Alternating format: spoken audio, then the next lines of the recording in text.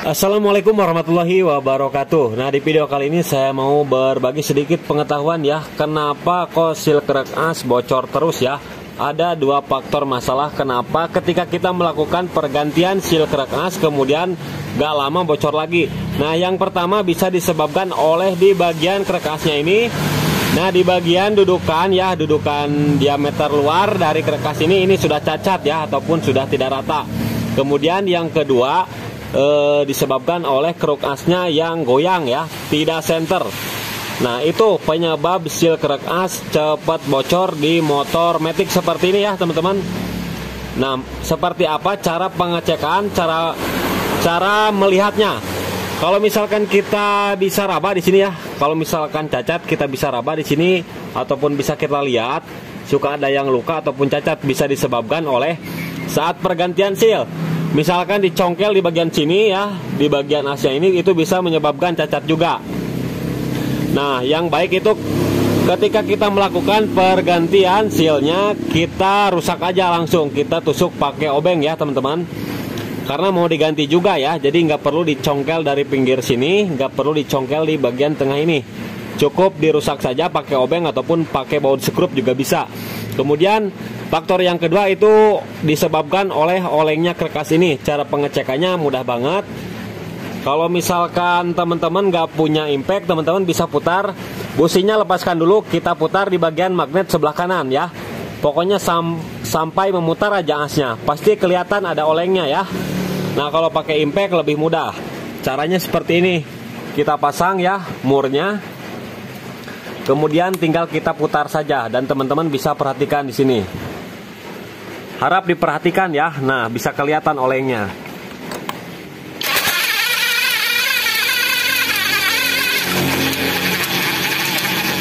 Tuh ya. Meskipun tidak pakai dial, ini udah bisa kelihatan teman-teman. Meskipun tidak pakai dial, kalau misalkan teman-teman nggak bisa melihat oleng, bisa pakai dial. Tapi nggak perlu pakai dial karena kelihatan ya. Jadi oleng, semuanya oleng sampai ke as di bagian dalam. Gigi sentrik pun ikut oleng teman-teman. Bisa dilihat lagi nih, kita coba putarnya pelan ya. Tuh ya, ini goyang tuh.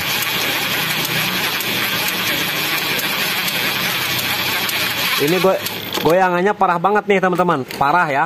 Kenapa bisa bengkok seperti ini? Ada beberapa faktor ya bisa menyebabkan bengkok seperti ini. Yang pertama, ketika membuka rumah roller ataupun kipas ataupun giginya, ketika si murnya ini macet parah, kemudian saat proses pengganjalan di sini kan suka ada yang diganjal ya teman-teman menggunakan gear bekas ataupun alat khususnya. Ketika ini macet banget, maka itu bisa menyebabkan bengkok juga. Tapi jarang ya, jarang banget. Kemudian yang kedua itu saat proses bongkar mesin, kan di bagian bearing yang sebelah kiri ini lengket ya. Jadi harus menggunakan tracker ketika melepasnya ini. Jangan sampai dipukul. Kalau misalkan dipukul di bagian sini, otomatis ada yang bengkok di bagian asnya. Itu yang kedua. Kemudian yang ketiga bisa juga dari gigi engkol yang macet. Ketika gigi engkol macet ya, ataupun bertabrakan, itu juga bisa menyebabkan bengkoknya ini karena terus dipaksa di engkol ya, diinjak terus ya. Udah macet terus diinjak, itu bisa menyebabkan bengkok as ini. Kemudian yang selanjutnya bisa juga dari gigi pinion ini ketika nabrak itu ya. Nabrak kalau dipaksa terus bisa juga oleng, tapi itu nggak seberapa parah ya. Kalau nabrak gitu aja nggak bakalan oleng separah ini ya teman-teman.